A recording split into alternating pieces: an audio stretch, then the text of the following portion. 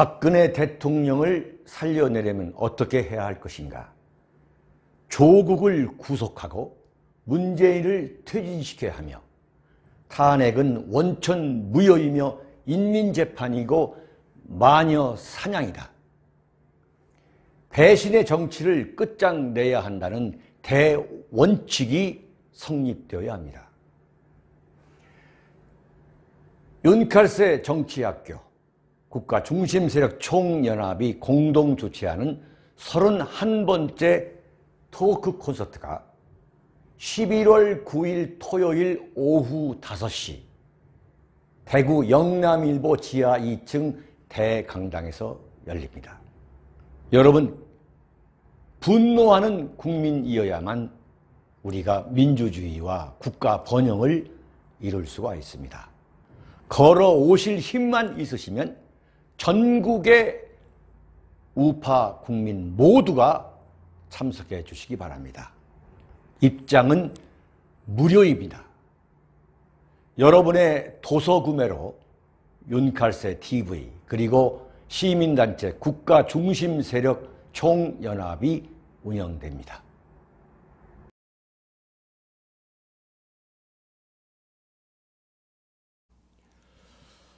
여러분 안녕하십니까? 다시 서울에서 대구로 왔습니다.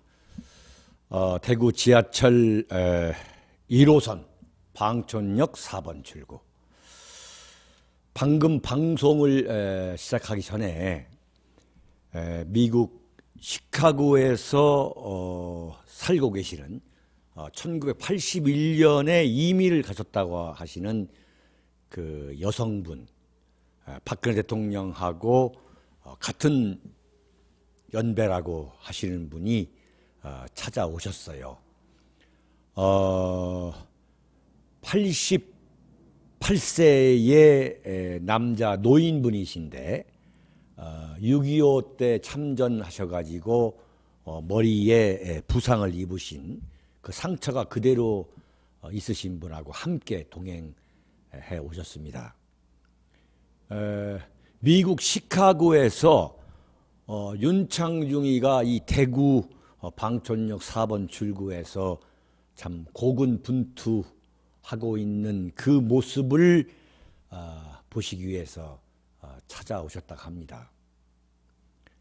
방송 때문에 많은 시간 대화는 할 수 없었습니다만 참 너무 감사드리고 또 어깨가 무거워지게 하는 그런 방문인 것 같습니다. 많은 분들이 지금 여기 대구 지하철 1호선 방촌역 4번 출구에 있는 윤칼세 TV에 찾아오십니다. 너무나 큰 용기가 되고 위로가 되고 있습니다.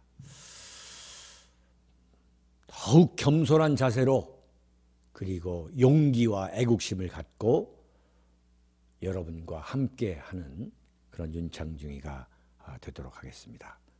자, 첫 번째 칼럼입니다. 제목은 정경심, 최소 징역 30년에서 최고 무기징역을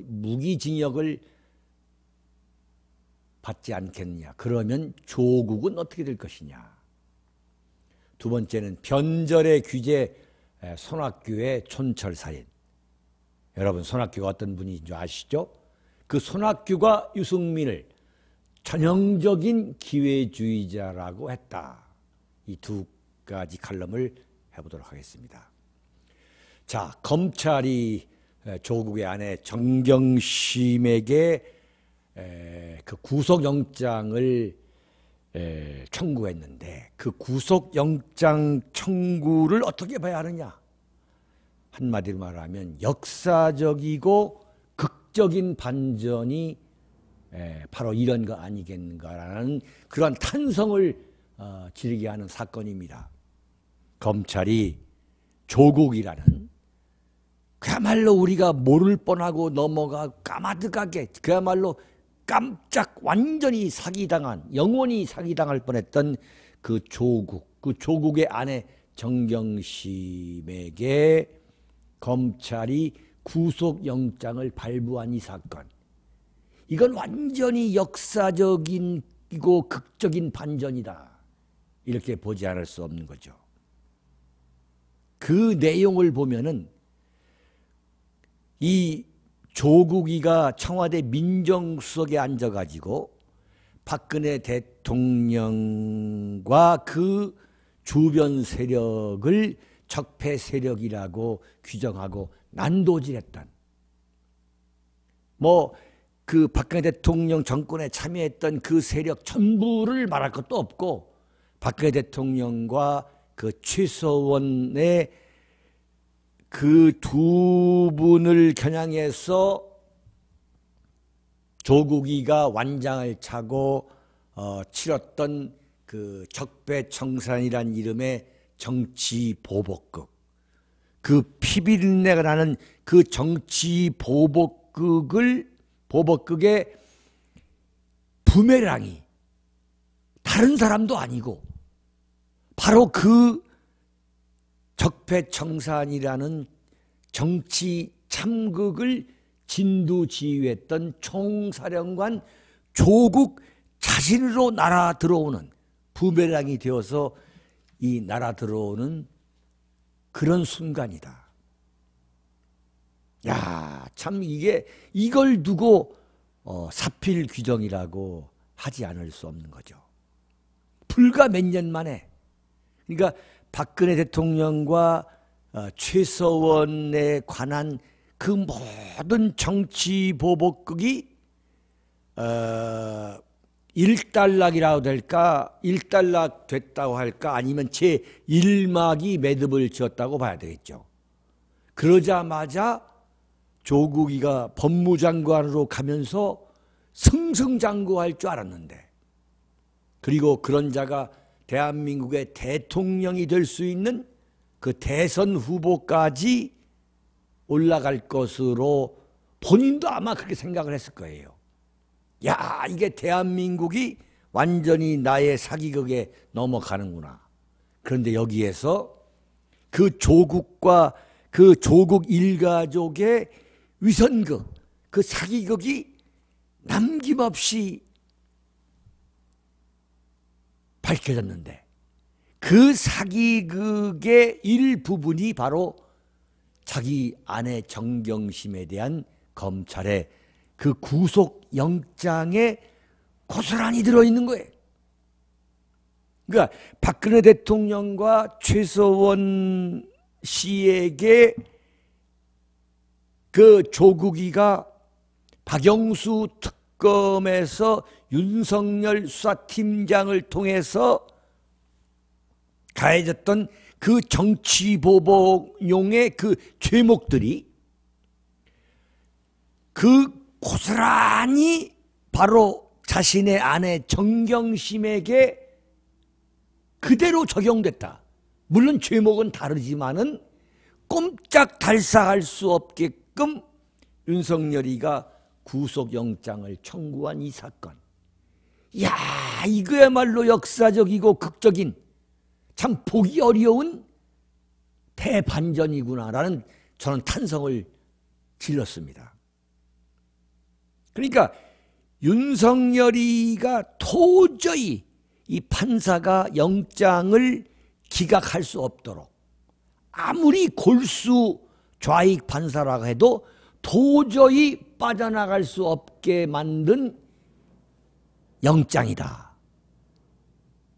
그러니까 야, 역시 윤석열이의 그 칼잡이로서의 놀라운 솜씨가 유감없이 발휘된 거 아니냐라는 그런 생각을 하게 됐습니다.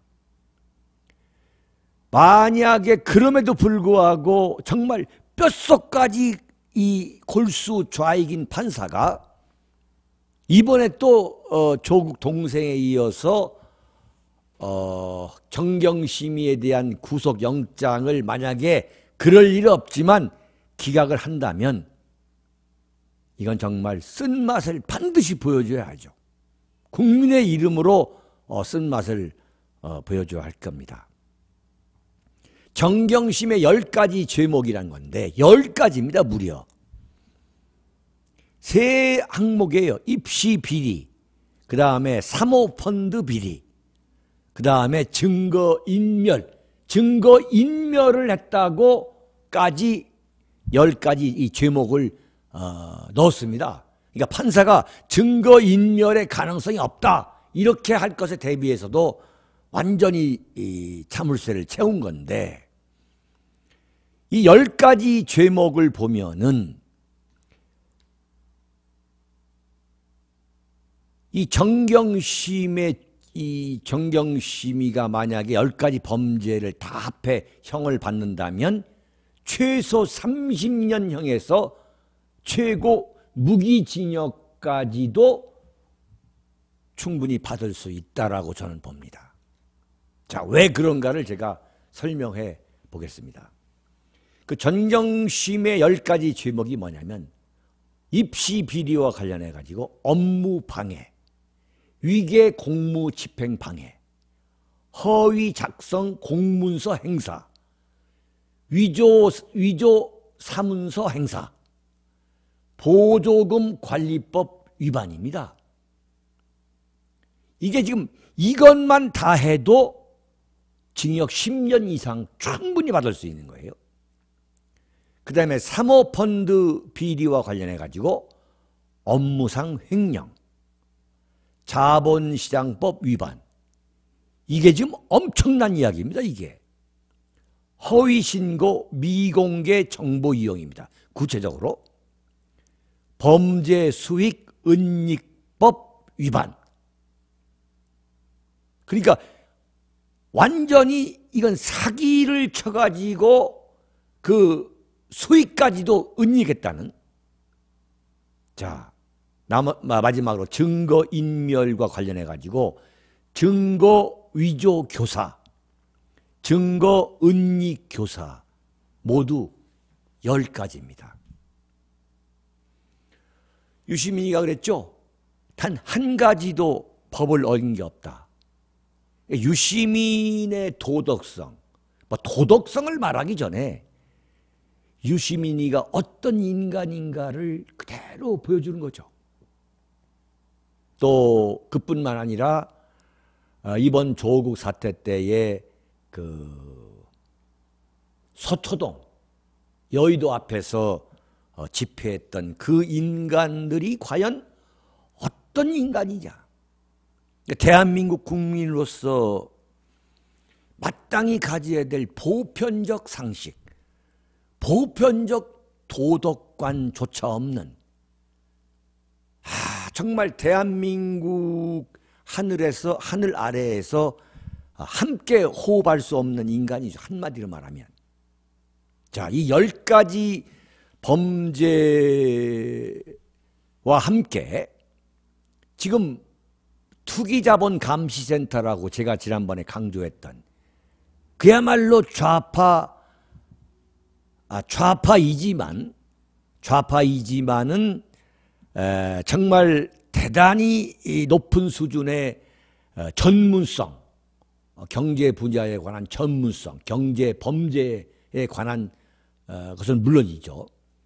그 아주 높은 전문적 지식과 아주 높은 도덕성을 갖고 있는 투기자본감시센터에서 뭐라고 얘기했냐면 115억 원의 뇌물을 꿀꺽했다. 그러니까 조국이가 민정수석이라는 자리에 있으면서 그 정경심을 통해 가지고 115억 원을 꿀꺽했고 총 범죄 금액이 280억이라고 이 산정해서 검찰에 고발한 거, 이 주장이 윤석열 검찰에서 맞다고 인정한 것이 바로 이번에 정경심에 대한 구속영장인 거죠. 이야, 이 10가지 범죄는 곧 뭐냐? 바로 조국을 겨냥한 겁니다. 그러니까 조국과 부인 정경심은 결국은 지금까지 언론에서 제기한 모든 범죄 혐의가 다 맞다는 거죠. 그러니까 10가지로 정리한 건 뭐냐면 언론이 그동안 3개월 동안 보도한 내용을 10가지로 정리한 겁니다. 그러니까 무슨 이건 뭐냐면 공동주범으로 본 거죠. 조국과 조국의 아내 정경심은 공동주범이다. 근데 그 공동주범에서도 첫 번째 주범이 누구냐? 그건 조국으로 본 겁니다. 이게 좀 엄청난 사건이에요. 그러니까 그러니까 정경심이가 이번에 마땅히 구속을 당해서 구속돼서 중형 30년 중형 또 최고 무기징역까지 되는 겁니다. 10가지 범죄예요 이게 지금. 이 중에 한 가지만 적용되다 하더라도 5년 내지 10년 또는 그 이상의 중형을 받아야 마땅한 범죄죠. 근데 10가지입니다. 10가지. 이게 지금 엄청난 이야기입니다. 지금 이게. 이 구속영장이 말하려는 것은 뭐냐. 한마디로 조국 정경심 부부는 인간 쓰레기다. 이렇게 지금 판단을 하고 있는 거죠. 윤석열 검찰이 2달 동안 뒤져보니까 이 부부는 인간 쓰레기다. 이렇게 지금 본고 있는 겁니다. 이 조국 정경심 사건과 아주 비슷한 사건이 있었어요. 그게 뭐냐면 1982년 전두환 정권이 막 출범해서 한 2, 3년 됐을 때에 터져나온 이철이 장영자 어음 사기 사건입니다. 여러분 기억하시는 분들은 상당히 이제 나이가 있으신 분인데 연세가 있으신 분인데 이철이 장영자 어음 사건과 똑같은 거죠. 그러니까 그 어음 사건으로 전두환 정권의 그 어떤 도덕적 기반은 완전히 한 방으로 날아간 거죠. 마찬가지로 이번 조국 사태가 의미하는 것은 그 문재인의 정말 가증스러운 그 위선, 그 파렴치한 위선이죠. 사실은 조국과 문재인의 그 위선을 규정하고 묘사하는 데에는 참 어떻게 보면 이 어휘력의 부족을 느껴요. 어휘력의 부족. 이 보캐브러리, 이 어휘력의 부족을 느끼는데 그 바로 이철이 장영자 어음 사기 사건과 똑같이 이 조국 부부 이것도 역시 사기 사건이죠. 그런데 지금 문재인은 국민을 졸로 봤기 때문에 무슨 조국이가 검찰개혁의 희생양인 것처럼 마치 이 조국이 검찰개혁의 당위성을 국가적 어젠다로 이 부각시킨 무슨 공신인 것처럼 미화를 했습니다만 정신 못 차리고 있는 거죠. 두고두고 땅을 치고 후회할 것입니다. 조국 사태는 문재인이 겪게 될 이 비극, 대한민국 현대 정치사가 아직 경험해보지 못한 비극, 그 비극의 서망이지 결코 꼬리 자르기라든가 또는 종교를 의미하는 것은 아니다. 제가 확신합니다. 자, 그렇다면 윤석열 검찰의 성적을 어떤 기준으로 앞으로 매겨야 하는 것이냐. 자, 최소한 조국 정경심 그리고 그 동생 구속영장이 기각됐죠. 그 동생 3명이 모두 구속되지 않는다면 곧바로 특검에 들어가야 됩니다. 이것을 위해서 대한민국 국민이 완전히 들고 일어나야죠. 만약에 조국 정경심 그 동생, 그 파렴치한 동생이죠. 그 동생 3명에 대한 영장이 떨어지지 않고 그래서 그 소위 말하는 검찰의 수사에 차질이 만약에 빚어진다면 그 차질은 윤석열 검찰이 지능적으로 자초한 거다. 이렇게 우리는 몰고 가야 됩니다. 자, 윤석열이가 명심해야 됩니다. 윤석열 검찰총장에게 다시 한번 경고합니다. 지금 호랑이 등 위에 올라탄 겁니다. 만약에 섣불리 잘못 내려오면 민심에 의해서 압사당할 것임을 명심할 필요가 있습니다. 자, 두 번째 칼럼입니다. 변절의 귀재 손학규의 촌철살인, 유승민은 전형적 기회주의자다. 여러분, 대한민국 지금 현대 정치사에서 살아있는 대표적인 이 변절의 정치인, 대표적인 철새 정치인, 여러분 기억나시는 분 한두 분 계시겠죠. 그 중에서 아주 정말 첫 손가락을 꼽을 수 있는, 첫 손가락에 꼽히는 이 변절의 귀재가 바로 지금 바른미래당의 당대표를 맡고 있는 손학규 씨죠. 이런 사람이 당대표를 맡고 있다는 것은 대한민국 정치가 지금 어느 수준인가를 명백히 보여주는 거죠.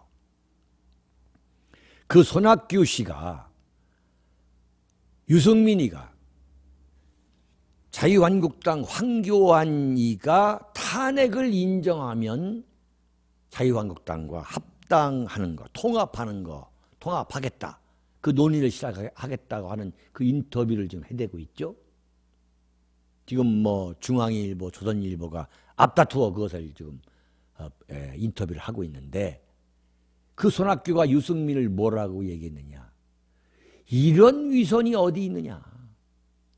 스스로 원칙주의자라고 자부하지만 원칙 없는 전형적인 기회주의자의 모습을 보여주었다라고 개탄을 했어요. 손학규가 유승민을 개탄했습니다. 자, 정말 이야, 참 손학규도 촌철살인 하는구나. 손학규도 양심적인 이야기를 할 때가 있구나라고 제가, 이야, 참 웃기는 정치 코미디구나. 그런 생각을 했습니다. 더 들어볼까요? 손학규가 뭐라고 얘기했느냐. 박근혜 전 대통령의 비서실장을 하다가 결국 박 전 대통령을 배신했고 오직 자신이 주인이 된다는 생각밖에 없었다. 이렇게 꼬집었어요. 자, 손학규라는 사람은 어떤 사람이냐. 2007년에 한나라당이죠. 그 대선 후보 경선 때 경기도 지사 하다가, 경기도 지사뿐만 아니죠. 손학규라는 사람은 이 한나라당에서 YS 시절에 대변인 했죠. 보건복지부 장관 했죠. 또 그걸 바탕으로 경기도지사를 2번이나 한 사람인데, 이 대선 판도가 이명박, 박근혜 이명박 이 경선 구도로 이제 굳어지니까 군사 독재 정권의 잔재라고 그야말로 침을 뱉고 나간 사람이 손학규 아닙니까? 그 손학규가 완전히 열린 우리당 노무현, 그 노무현 패거리 속에 들어가 가지고 대선 후보 되겠다고 하니까 그때 뭐라고 했어요? 노무현 씨가 손학규는 보따리 장사라고 했죠. 보따리 장사. 그런 수모를 겪으면서도 이른바 이 좌파 이 진영에서 뭐 진보니 개혁이니 어쩌니, 정말 인간이 저런 정치를 할 수 있구나. 참 그야말로 저렇게 추악스럽게 추락할 수 있구나 했더니 이 수원에 출마해서 낙선하고서 이 어떻게 됐습니까? 전라도 강진에 내려가 가지고 마치 무슨 김대중 후계자가 되겠다고 이렇게 참 웃기지도 않는 참 추한 그 수작이죠. 그러다가 박지원하고 손잡고서 유승민, 안철수가 만든 이 국민의당에 들어와 가지고 지금 바른미래당의 당대표까지 이 올라타는 참 이 초한, 어떻게 보면 참 이 파렴치한 정치의 극치인데 말이죠. 이 손학규가 뭐라고 얘기했느냐? 유승민은 선거법 개정을 끝까지 거부하겠다고 한다는데 지금 연동형 비례대표 이 거부하겠다고 한 거 아닙니까? 연동형 비례대표제로 꽃놀이패를 하려는 것이라고 얘기했어요. 아주 정확해 본 거죠. 어떤 꽃놀이패냐? 선거법 개정을 거부하면서 왜 거부하느냐? 한국당에 우리 받아달라는 손짓을 했다가 만약 법안이 통과되면 소수 정당으로 득을 보겠다는 것이다. 이렇게 얘기하는 거예요. 그러니까 이게 무슨 얘기냐? 황교안한테 완전 자해공갈단이라는 얘기예요. 자해공갈단. 만약에 탄핵을 인정하지 않으면 우리가 신당을 만들어가지고 자유한국당이 완전히 망하도록 내년 총선에서 보수 분열로 망하게 할 거니까 알아서 하라. 왜 이렇게 협박하느냐? 자유한국당에 들어가서 자유한국당 공천 받아가지고 받으면 보수 우파가 아무리 나를 미워하지만 나를 안 찍고 누구를 찍겠느냐? 이런 배짱인 거죠. 그러나 국민이 바보입니까? 지금 유승민이가 완전히 지금 이 보수 우파 알기를 그냥 완전히 개돼지로 보는 거예요, 지금. 그래서 지금 황교안한테 뭐라고 협박하느냐? 자유한국당을 향해 가지고 탄핵을 인정하고 자신을 받아주지 않으면 신당 만들어 가지고 보수우파 분열에 기름을 부어서 자유한국당을 망하게 할 테니까 알아서 하라. 완전 자해 공갈단이죠. 그러면서도 아주 참 마치 지성인인 것처럼, 예? 아주 지성적인 보수 우파인 것처럼 말이죠. 이른바 자신이 말하는 진취적 개혁적 보수인 것처럼 그 연기를 하고 있는데요. 이것을 손학규가 뭐라고 얘기했느냐? 전형적인, 네가 무슨 말을 하든 너는 전형적인 기회주의자야. 이렇게 얘기한 거예요. 전형적인 기회주의자가 전형적인 기회주의자라고 그렇게 하는 겁니다. 참, 이런 유승민을 황교안 당대표가 받아들이겠다고 나서고 있어요. 그렇다면 뭐죠? 황교안 씨는?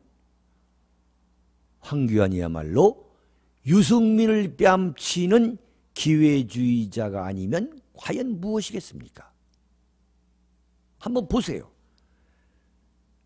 손학규가 전형적인 기회주의자라고, 그러니까 대한민국의 전형적인 기회주의자의 한 사람인 손학규가 유승민을 향해서 너야말로 전형적인 기회주의자야. 이렇게 지금 한 거 아닙니까? 그런 유승민을 황교안이가 받아들인다면 황교안이야말로 손학규와 유승민을 뺨치는 전형적인 기회주의자 아니겠습니까? 그러나 저는 손에 장을 지집니다. 분명한 것은 대한민국 정치에서 기회주의자에게는 절대 기회가 오지 않는다. 저는 단언합니다. 대한민국 국민이 그렇게 간단한 줄 아십니까? 그렇게 자기들이 손에 넣고 완전히 데리고 놀면 그야말로 개, 돼지처럼 쭉 따라가고 쭉 표 찍어줄 것 같으죠? 천만에 그렇지 않습니다. 대한민국 국민은 절대 그런 얍삽한 기회주의자에게 기회를 주지 않는다. 손학규 씨는 물론이고 유승민 씨 그리고 황교안 대표도 명심해 줄 거, 명심해 할 거 해야 한다고 강조하고 싶습니다. 여러분, 10월 26일 대한민국 부국 강병의 아버지이신 박정희 대통령이 김재규의 흉탄에 서거하신 40주기가 됩니다. 저의 윤창중 칼럼사랑 TV 그리고 저희가 만든 시민단체 국가중심세력총연합은 26일 대구에서 출발하는 버스를 렌트해서 26일 아침에 대구를 출발해서 이 동작동 국립현충원에서 박정희 대통령을 묘소에서 참배를 하고 이어서 강남 성모병원에 가서 오전 11시에서 12시 사이가 될 것입니다. 강남 성모병원에서 윤창중 칼럼스랑 TV 공개 방송을 하고 이어서 광화문 태극기 집회에 참석할 계획입니다.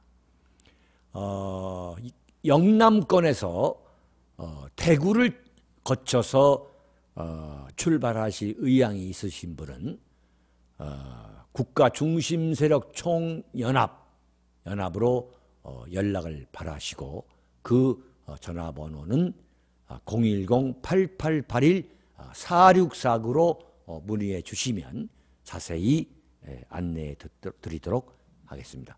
여러분, 여기는 대구입니다.